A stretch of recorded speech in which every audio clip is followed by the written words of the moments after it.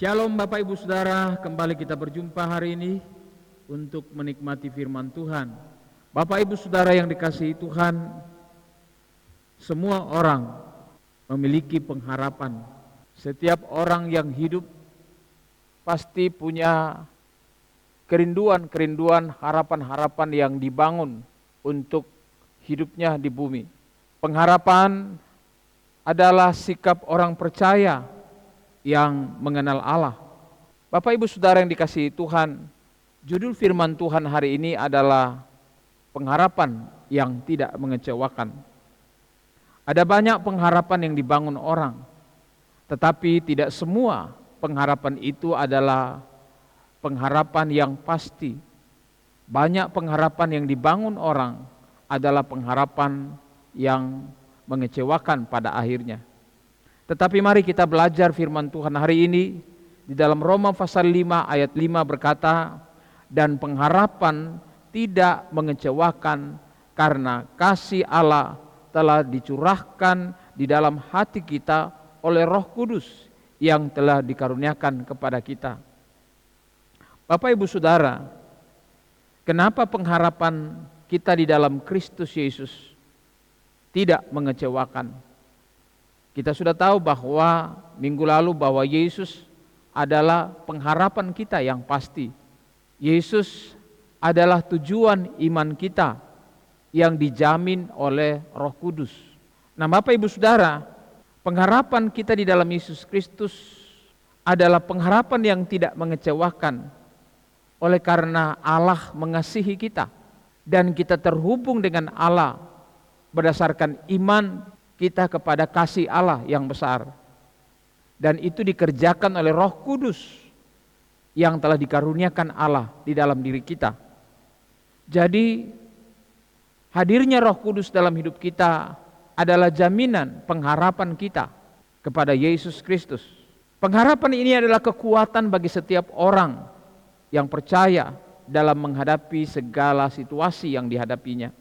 Jika seseorang kehilangan pengharapan, maka bisa daya juang orang tersebut menjadi kendor, semangatnya menjadi patah, dan kekuatannya menjadi lemah. Ibrani 10 ayat 23 berkata, marilah kita teguh berpegang pada pengakuan tentang pengharapan kita, sebab Ia yang menjanjikannya setia. Siapa yang menjanjikan? Allah menjanjikan. Dia nyatakan itu di dalam Kristus Yesus dan menjamin itu dengan kuasa Rohnya di dalam diri kita untuk kita memperolehnya pada satu saat. Mari Bapak Ibu Saudara kita belajar tentang pengharapan yang dibangun seorang Raja Yehuda, yaitu Yosafat. Raja Yosafat adalah seorang raja di bagian selatan, yaitu daerah suku Benyamin dan suku Yehuda. Ia adalah salah satu keturunan daripada Raja Daud. Dalam pemerintahannya sebagai seorang raja, dia menghadapi banyak tantangan dan persoalan, terutama keamanan negerinya dari musuh-musuhnya. Mari coba kita pelajari kisah daripada Yosafat dalam 2 Tawarik pasal 20 ayat 3 dan 4. Menghadapi ancaman serangan sekutu bangsa Moab, bangsa Amon, dan orang-orang Meonim, Yosafat Raja Yehuda mencari Tuhan. Kita belajar satu hal tentang Yosafat, yaitu bahwa ia membuat keputusan yang bijak dengan cara mencari Tuhan, sumber pengharapannya. Dalam 2 Tawarik pasal 20 ayat 3 dikatakan, Yosafat menjadi takut lalu mengambil keputusan untuk mencari Tuhan.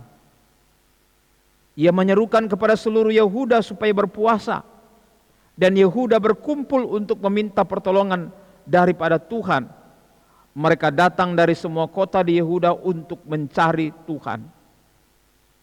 Yehuda sedang berhadapan dengan musuh besar, persekutuan daripada bangsa-bangsa yang tidak sepaham dengan orang Yehuda, yang tidak sejalan dengan orang Yehuda.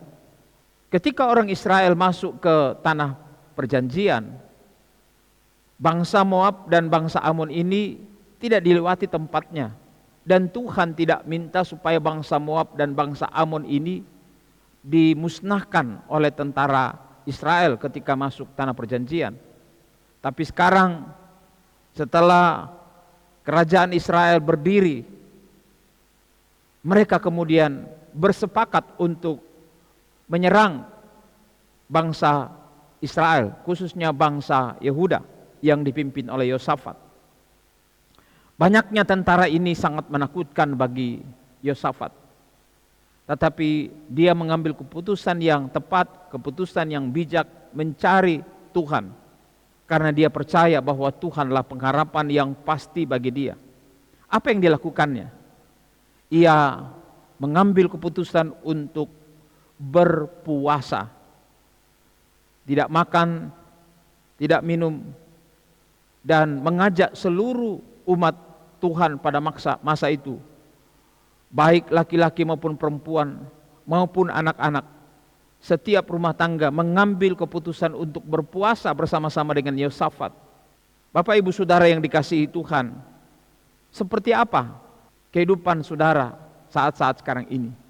Apakah saudara menghadapi ancaman, tantangan, persoalan yang cukup berat dalam keluarga saudara, dalam usaha saudara, dalam pelayanan saudara, dalam kehidupan pribadi saudara? Engkau mungkin merasa takut terhadap apa yang akan terjadi pada waktu-waktu yang akan datang. Engkau mulai bimbang, apakah nasib saya akan lebih baik atau tidak lebih baik? Engkau mulai ragu apa yang akan engkau lakukan. Engkau mulai takut dengan pekerjaanmu, usahamu, penghasilanmu, anak-anakmu, dan masa depanmu. Yosafat juga mengalami perasaan seperti itu, menghadapi ancaman yang berat.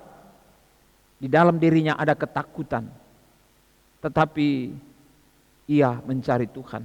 Bagaimana dengan saudara?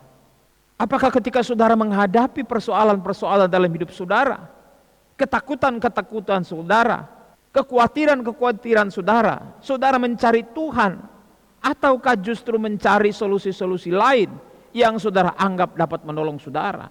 Dalam 2 Tawarik pasal 20 ayat 12, hal yang kedua dilakukan oleh Yosafat adalah membangun kesepakatan bersama-sama dengan umat Tuhan, membangun pengharapan mereka.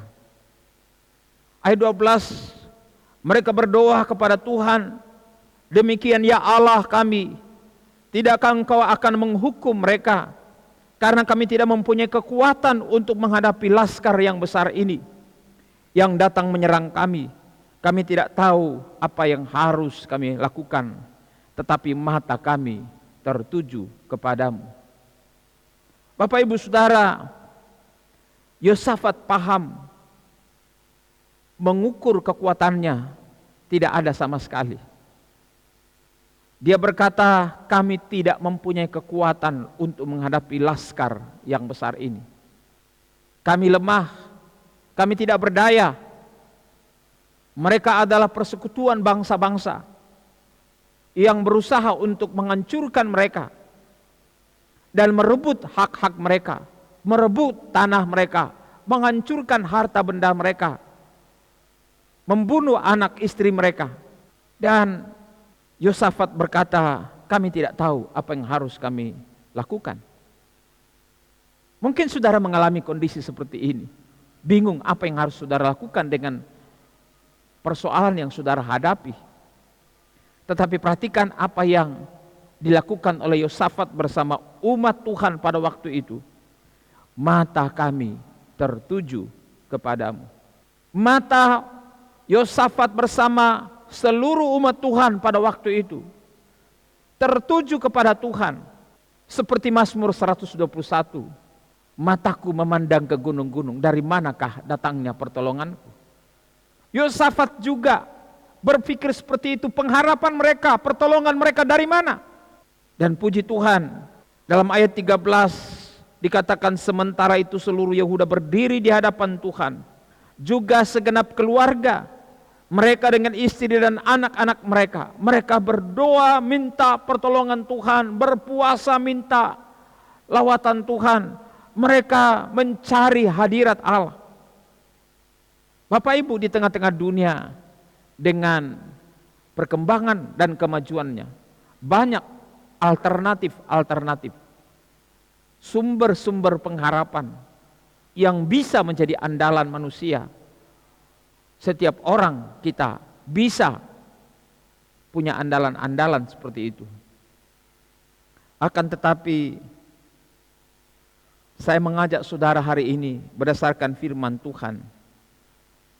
Dikatakan bahwa Yosafat bersama segenap keluarga, istri dan anak-anak mereka, bangsa Yehuda ini mencari Tuhan dan mata mereka tertuju kepada Tuhan karena mereka tidak tahu apa yang harus diperbuat. Makanya mereka mencari Tuhan, dan jawaban Tuhan atas doa mereka terjadi dalam 2 Tawarik pasal 20:15. Ketika seorang utusan Tuhan diurapi oleh Tuhan dan dihinggapi oleh roh Tuhan, ia kemudian berdiri dan menyampaikan pesan firman Tuhan. Camkanlah hai seluruh Yehuda dan penduduk Yerusalem dan tuanku Raja Yosafat, beginilah firman Tuhan kepadamu. Janganlah kamu takut dan terkejut karena laskar yang besar ini, sebab bukan kamu yang akan berperang, melainkan Allah. Tuhan meminta kepada setiap saudara, setiap kita, supaya kita jangan takut. Persoalan apa yang sedang saudara hadapi saat ini? Masalah apa yang sedang menakutkan bagi saudara saat ini? Menggentarkan hati saudara. Firman Tuhan datang kepada saudara saat ini. Janganlah takut. Janganlah terkejut. Oleh karena besarnya persoalan yang saudara hadapi, beratnya tekanan yang akan saudara hadapi.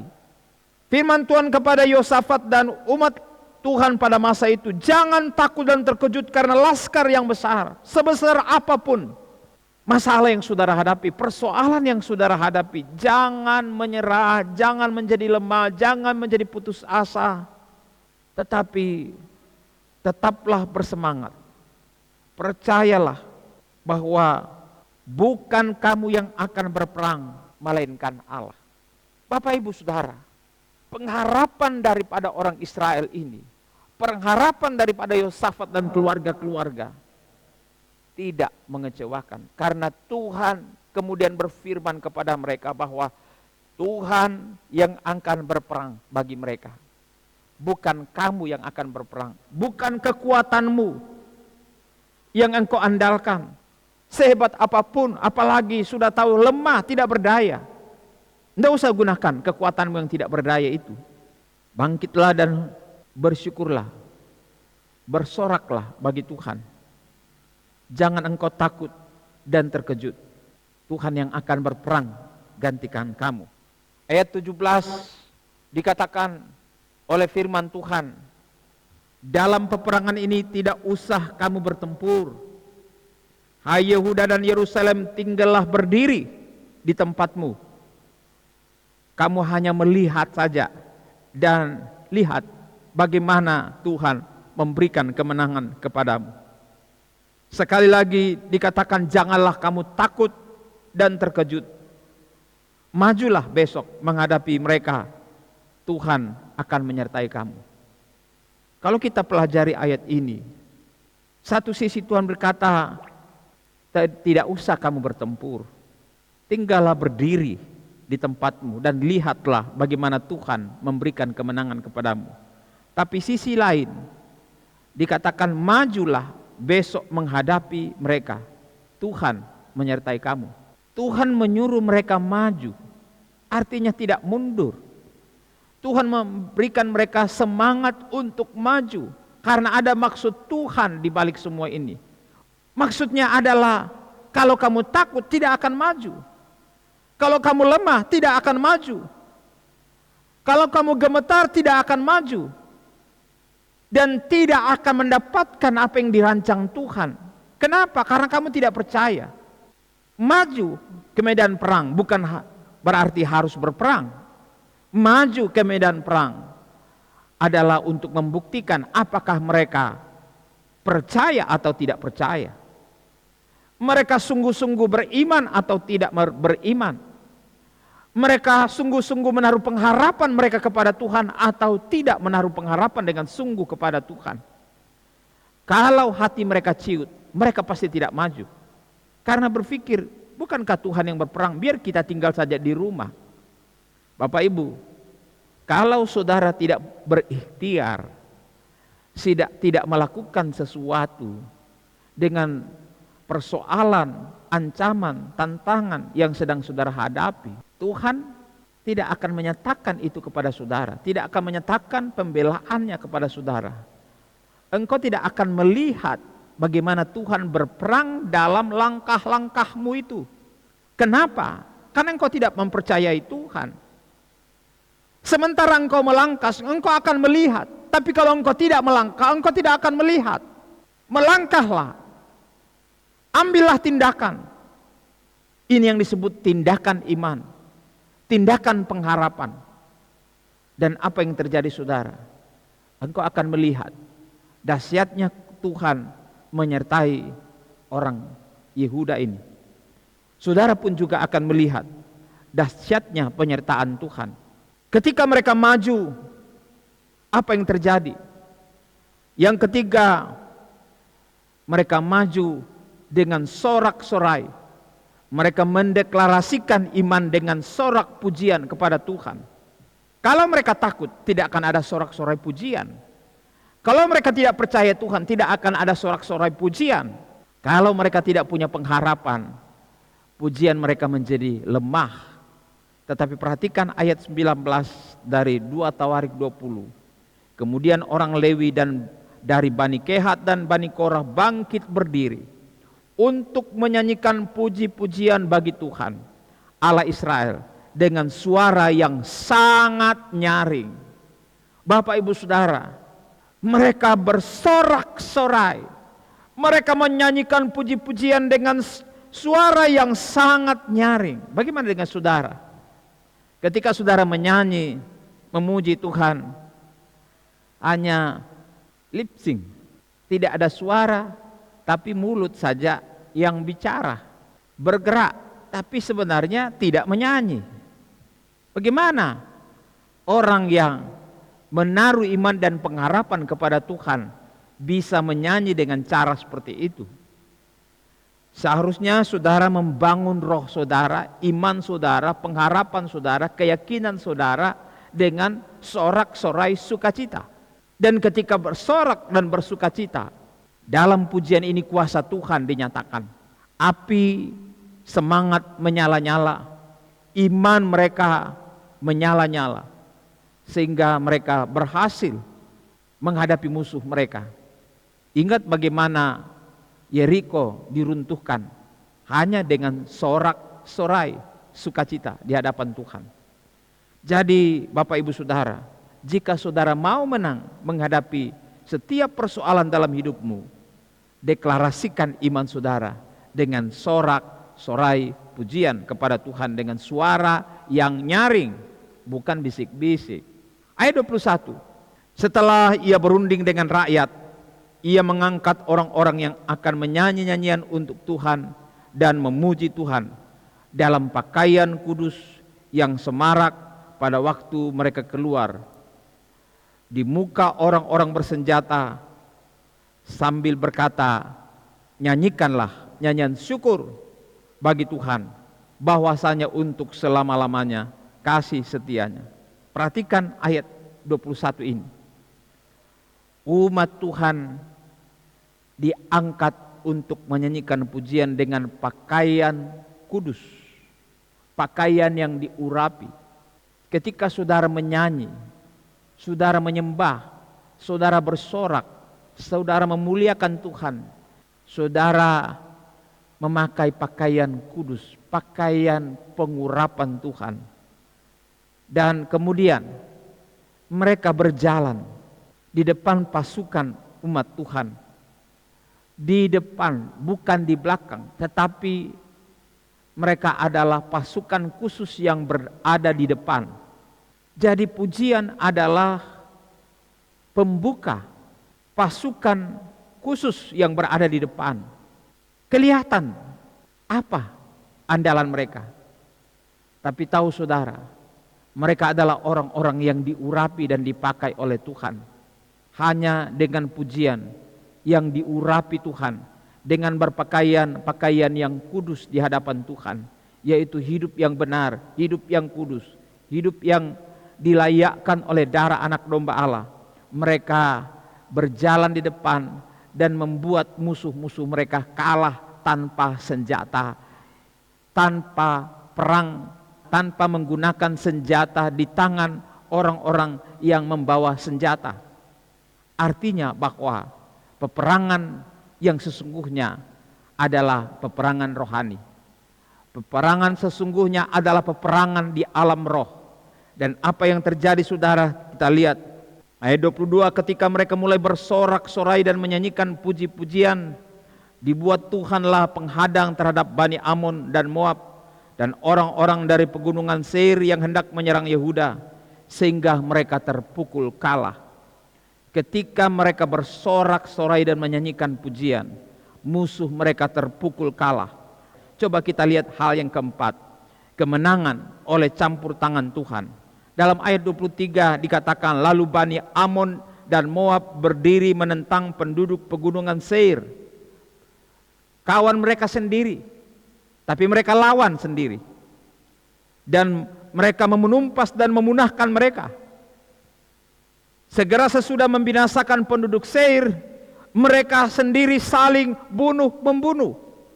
Ada kekacauan di antara mereka sehingga mereka tidak kenal siapa kawan, siapa lawan. Mereka saling membunuh satu dengan yang lain sehingga semua mereka tewas pada hari itu. Dan Bapak Ibu Saudara, kita perhatikan, ini hal yang luar biasa. Ketika engkau mencari Tuhan, ketika engkau menaruh imanmu, pengharapanmu kepada Tuhan Yesus Kristus, maka bersoraklah, ekspresikan dan deklarasikan iman saudara dengan syukur, bukan dengan pengeluhan, dengan sukacita, bukan dengan sungut-sungut, tetapi bersukacitalah. Maka apa yang terjadi? Musuhmu, orang-orang yang melawan engkau, akan saling tikam satu dengan yang lain, saling bunuh satu dengan yang lain, saling bertentangan satu dengan lain, sehingga mereka tercerai-berai, kalah. Ayat 24 berkata, ketika orang Yehuda tiba di tempat peninjauan di padang gurun, mereka menengok ke tempat laskar itu, tampaklah semua telah menjadi bangkai, berhantaran di tanah, tidak ada yang terluput. Perhatikan, orang Yehuda bersama Yosafat tidak berperang. Mereka hanya bersorak, memuji, memuliakan Tuhan. Tetapi lawan mereka saling bunuh. Sehingga ketika mereka tiba di sana, semua telah menjadi bangkai, berhantaran di tanah, tidak ada yang terluput. Luar biasa pembelaan, pertolongan Tuhan, bahwa pengharapan kita sebagai orang percaya tidak akan mengecewakan. Apa yang saudara takutkan di masa-masa depan hidupmu? Corona, varian Omikron masih terus merajalela. Tapi apakah engkau kehilangan pengharapan kepada Yesus Kristus? Jika Tuhan campur tangan, engkau akan ditolong dan dibela oleh Tuhan. Apa yang terjadi? Mereka yang maju saat itu, mereka bukan hanya menonton, melihat apa yang dilakukan Tuhan kepada musuh mereka. Mereka saling bunuh satu dengan yang lain dan tidak ada yang luput. Ayat 25, apa yang mereka lihat? Harta yang banyak sekali, sangat banyak, ditinggalkan oleh musuh-musuhnya. Pada masa itu, Bangsa-bangsa saling perang satu dengan yang lain, tujuannya adalah penjarahan, mengambil harta benda daripada musuhnya untuk menjadi warisan kekayaan bagi mereka dan keluarga mereka, bagi bangsa mereka. Ayat 25 berkata, lalu Yosafat dan orang-orangnya turun untuk menjarah barang-barang orang Moab, orang Amon, orang Meumin. Mereka menemukan banyak ternak, harta milik, pakaian dan barang-barang berharga. Yang mereka rampas itu lebih banyak daripada yang dapat dibawa. Artinya mereka tidak mampu mengangkut semua jarahan itu ke rumah mereka. Walaupun 3 hari lamanya mereka menjarah barang-barang itu, karena begitu banyaknya barang-barang itu belum juga habis mereka bawa ke kota mereka, ke kampung mereka, kepada keluarga mereka. Begitu banyaknya. Jadi Bapak Ibu Saudara yang dikasihi Tuhan, saudara akan melihat bagaimana pembelaan dan pertolongan Tuhan terjadi atas saudara. Tuhan memberkati saudara, Tuhan melimpahi saudara, Tuhan memberi kemenangan kepada saudara dengan kemenangan yang spektakuler, penuh dengan surprise, penuh dengan kejutan, di mana mereka diberkati dari hasil kemenangan itu dengan luar biasa. Saya percaya saudara akan melihat ini terjadi di hadapan saudara ketika saudara mengandalkan Tuhan. Tidak usah saudara takut, kata firman Tuhan. Lalu ayat 26, respon mereka selanjutnya adalah menaikkan pujian syukur kepada Tuhan. Pada hari keempat mereka berkumpul di lembah pujian. Di sanalah mereka memuji Tuhan, dan itulah sebabnya orang menamakan tempat itu lembah pujian hingga sekarang. Bapak Ibu Saudara yang dikasihi Tuhan, iman orang benar tidak akan mengecewakan. Pada akhirnya mereka bersorak-sorai memuji dan membesarkan pembelaan pertolongan Tuhan yang luar biasa atas mereka. Bapak Ibu Saudara yang dikasihi Tuhan, apa yang sedang saudara hadapi? Bangunlah imanmu, pengharapanmu. Dasar daripada pengharapanmu adalah iman kepada Yesus Kristus. Ibrani menulis dalam Ibrani 11 ayat 1, iman adalah dasar dari segala sesuatu yang kita harapkan. Dasar dari segala sesuatu yang saudara harapkan adalah percaya kepada Yesus. Dari percaya kepada Yesus, saudara akan menemukan hal-hal yang luar biasa Tuhan sediakan di dalam hidupmu. Ada bukti dari segala sesuatu yang saat ini saudara belum lihat akan terjadi. Walaupun belum saudara lihat, belum saudara alami, tetapi sudah menjadi bukti di dalam imanmu, dalam pengharapanmu kepada Tuhan. Oleh sebab itu janganlah berhenti menaruh pengharapanmu kepada Tuhan. 1 Timotius 4 ayat 10 berkata, itu sebabnya kita berjerih payah dan berjuang, karena kita menaruh pengharapan kita kepada Allah yang hidup, juru selamat semua manusia, terutama mereka yang percaya. Saudara harus terus membangun pengharapan imanmu, usaha kasihmu. Teruslah engkau bangun dalam mengiring melayani Tuhan dalam segala situasi yang saudara hadapi saat ini. Karena pengharapan kita kepada Allah tidak akan pernah mengecewakan. Dan akhirnya saya menyimpulkan bahwa pengharapanmu, jerih lelahmu dalam Tuhan tidak akan sia-sia dan tidak akan mengecewakan engkau. 1 Korintus 15 ayat 58. Karena itu, saudara-saudaraku yang kekasih, berdirilah teguh, jangan goyah, giatlah selalu dalam pekerjaan Tuhan. Sebab kamu tahu bahwa dalam persekutuan dengan Tuhan, jerih payahmu tidak sia-sia.